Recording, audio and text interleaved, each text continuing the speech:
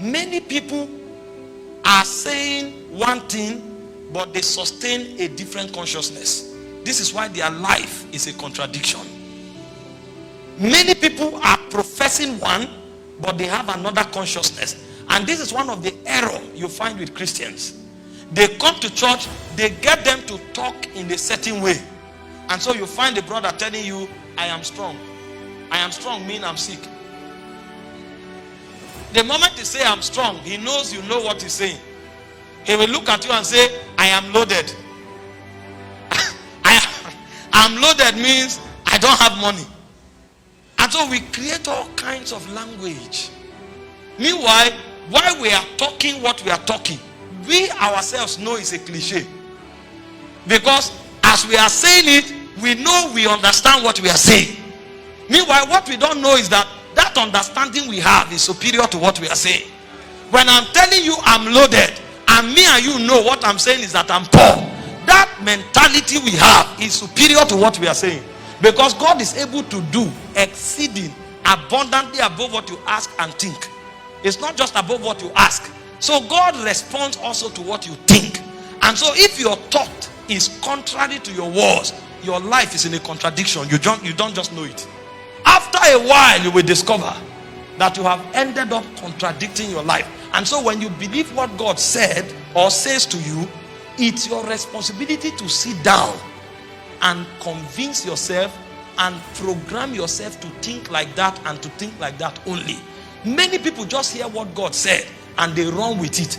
They never sat down to convince themselves. They never sat down to program themselves to think like that. And so while they are saying what they are saying, somebody just tell them something that is contrary to what God said, and it diffuses that their enthusiasm in a second. The guy stands up and say, I will change this world. And somebody looks at him and say, you? The moment they laugh, he goes down. And so he fluctuates. The reason that can happen is because you have accepted the word, but you have not sat down to make that word your reality. It's your responsibility to sit down. Because when you start building imagination, you will discover there are two dimensions to imagination. The first aspect of imagination is what we call reasoning. In the Greek word, you will see that this word is used interchangeably for the mind. The first word used for imagination is the word logismos. And logismos means arguments and reasoning. In 2 Corinthians chapter 10, from verse 3 to 5, when he said, though we walk in the flesh, we do not war after the flesh. For the weapons of our warfare are not carnal. They are mighty through God to the pulling down of strongholds, casting down imaginations. The word used there is the word logismos. They are strong reasons. They are strong opinions. They are strong arguments. So when God tells you, for example, that I will send you to a nation and you will deliver that nation, don't just shout. Even if you believe it, sit down first and begin to talk to the Lord. Remember, Mary asked the angel, how shall these things be? That question is not a disagreement. It's to help her believe and understand what God said. And so many times God speaks to people, they don't sit with God to ask him how. When God spoke to Moses, he said, I will send you to Egypt. You will go to Pharaoh and say to Pharaoh, let my people go that they may worship me. Moses didn't just say, I've met God. He said, number one, the Israelites will not believe me. How will I tell the Israelites, what is your name? And God said, when you go, tell them, I am that I am have sent you. Moses didn't stop there. He said, what if I tell them and they don't believe? And God told Moses, put your hand in your bosom. He put his hand, he brought it out. The hand became leprous. God said, put it again and bring it out. It became normal.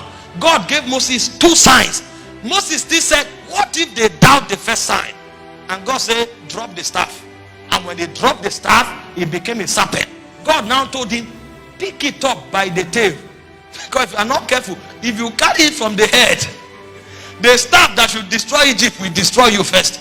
And God told him, do you see why people's calling destroy them? The guy jumps up and says, God said I'm a prophet. And because he's a prophet, the first person he's arguing with is the president of his country. And then they arrest him, put him in Kirikiri prison. He is waiting for angels to come and no angel shows up. Because he carried the staff from the head. You are a prophet, but you carried your staff from the head. If you had reasoned it with God, he would have told you, in the first 5 years of your life, be praying. You will start as an intercessor. And then after 5 years, you will become a teacher. After a teacher, you become an evangelist. After you become an evangelist, you will now build influence. Then you will become a prophet. Maybe it's on the 20th year of your calling that you can address government. But the guy woke up in the first 2 years of his calling because he looked at somebody and he said, your singlet is green. And the person said, my singlet is green. How did you know? The next time he stand up, he said, the government of this state is rebellious. The government. The moment he finished, while he's here prophesying, DSS will come. And then he's wondering, why are the other ministers saying it and nothing is happening? God told them to carry by the tail. You are carrying from the head. I'm telling you why people don't manifest. If you know how many young people are cut off, God told you that with you he will start the biggest company. And then you stand up, you say, God spoke to me. I don't need anybody. Because you heard Bishop Oyedepo say, I don't need anybody. Meanwhile, you don't have the revelation that authorized people to say that. But you heard somebody say, I don't need anybody. You too stand up. Before you say that, ask God. Before I don't need anybody, what do I need to know? Because there's a kind of knowledge you need to have for you not to need anybody. My son only sucks now. If he says he doesn't need anybody, he will die in 24 hours. Meanwhile, he may have the potential of becoming a global prophet. But now, if he says he doesn't need any, in fact, if the mother lives for 1 day, he will die. God is still alive, he will die. Hope you know that as powerful as Jesus was, when they wanted to kill the infant Jesus, God quickly mobilized Joseph. He said, run to Egypt.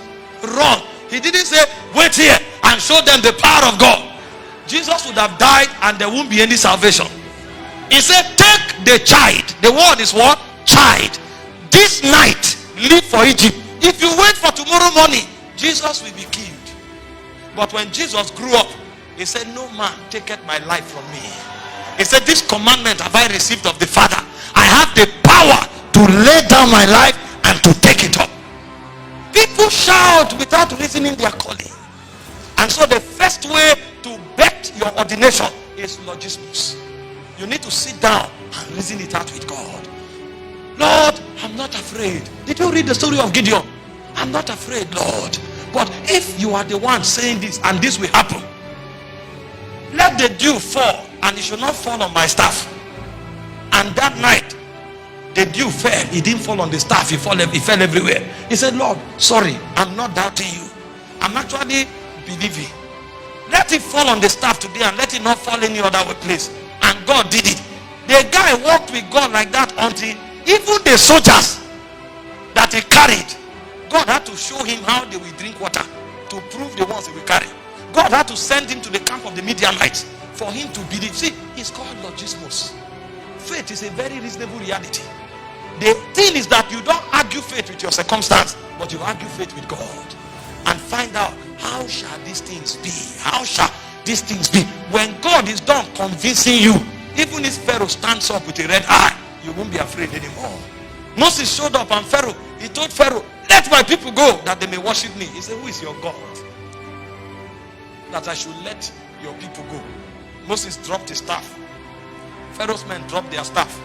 His staff swallowed their staff. He carried it up. And he said, because you will not hear the voice of God. That's a man addressing a king that is called a son God. When God convinces you, nothing can discourage you. The reason people are easily discouraged is because they didn't wait with God to convince them. And so the reasoning part of their imagination is depleted. They are motivated until crisis comes. And when crisis comes and they see the vengeance of Pharaoh, they will discover that they are but mortals. Because they didn't wait for God to work that conviction into their spirit. And so the first aspect of imagination is that aspect of God thoroughly proving you to show you that what he has said, his faithfulness will defend it. And when God tells you that, if the king wants, he should throw you to the lion's den. You will be there worshiping God. You will be there worshiping God. Everywhere becomes heaven to you. It's called logismos.